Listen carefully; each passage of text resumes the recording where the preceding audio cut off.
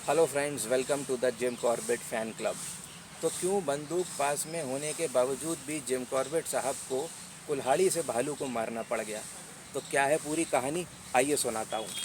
ये बात है जब जिम कॉर्बेट और उनके कुछ साथी चौगर टाइग्रस को जंगल में ढूंढते फिर रहे थे और उस दिन उनके पास सिर्फ 5 कारतूस थे, 5 कार्ट्रिजेस। और पूरा दिन बीत गया, ना ही कहीं चौगढ़ की टाइग्रेस दिखी और ना ही उसके पैरों के निशान। जिम कॉर्बेट साहब ने कहा कि चलो भाई अब घर चलते हैं, हमारा कैंप वैसे भी यहाँ से 3 से 3.5 किलोमीटर की दूरी पे है, पहुँचते पहुँचते वैसे भी अंधेरा हो जाएगा।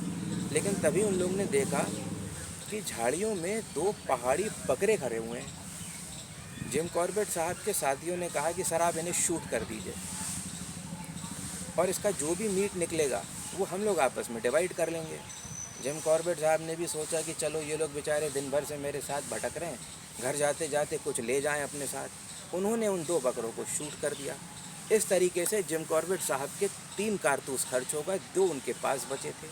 लेकिन अचानक से उनने क्या देखा, उन गोलियों की आवाज़ सुन के झाड़ियों में से एक बड़ा सा काला सा गुस्साया हुआ भालू निकल आया और बड़े गुस्सैल अंदाज में उनकी तरफ बढ़ा। जिम कॉर्बेट साहब ने ना आओ देखा ना ताओ, उन्होंने अपनी राइफल उठाई और गोली दाग दी। अब हुआ क्या कि हल्का सा निशाना चूक गया और गोली भालू के सीने पे ना लग के भालू के पेट में लगी। अब जिम कॉर्बेट साहब ने कहा कि देखो, ज़ख्मी भालू बड़ा ख़तरनाक होता है, अब जो भी यहाँ से निकलेगा ये उस पर अटैक करेगा, तो क्यों ना उसको मार ही दिया जाए। तो इन लोग ने भालू का पीछा किया और अपनी 5वीं और आखिरी गोली भी दाग दी, जो कि फिर से भालू के सीने पे या सर पे ना लग के उसके पीछे वाली टांग पे लगी। भालू और ज़ख्मी हो गया लेकिन मरा नहीं। अब जिम कॉर्बेट साहब बड़े कंफ्यूज। उन्होंने अपने साथ जो लोग थे उसमें से एक था कुंवर सिंह, जिसके पास एक बड़ी मजबूत कुल्हाड़ी हुआ करती थी। जिम कॉर्बेट साहब ने कहा कि भाई आगे बढ़ो, वो ज़ख्मी भालू पड़ा हुआ है और इसके सर पे ऐसा मारो कि ये ख़त्म हो जाए। अब कुंवर सिंह आगे बढ़े, जो कि एक विशालकाय इंसान थे, बड़े पावरफुल, बड़े स्ट्रेंथ उनमें बहुत थी। लेकिन जब कुंवर सिंह ने कुल्हाड़ी को मारा भालू के सर पे, तो कुल्हाड़ी ऐसे रिबाउंड कर गई जैसे कि भालू का सर रबर का बना हुआ हो। जिम कॉर्बेट साहब ने कहा कि लाओ अब मैं ट्राई करता हूँ।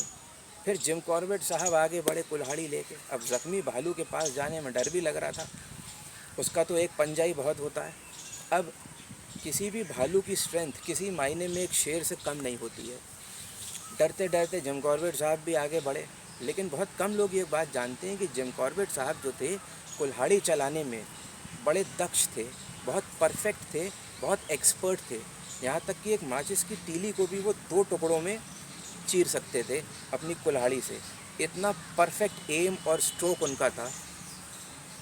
तो जैसे ही जिम कॉर्बेट साहब आगे बढ़े, भालू ज़्यादा हिल डुल नहीं रहा था और गुर्रा भी रहा था। जिम कॉर्बेट साहब ने एक स्ट्रोक में भालू के सर के 2 स्लाइस कर दिए और इस प्रकार वो भालू वहाँ मारा गया।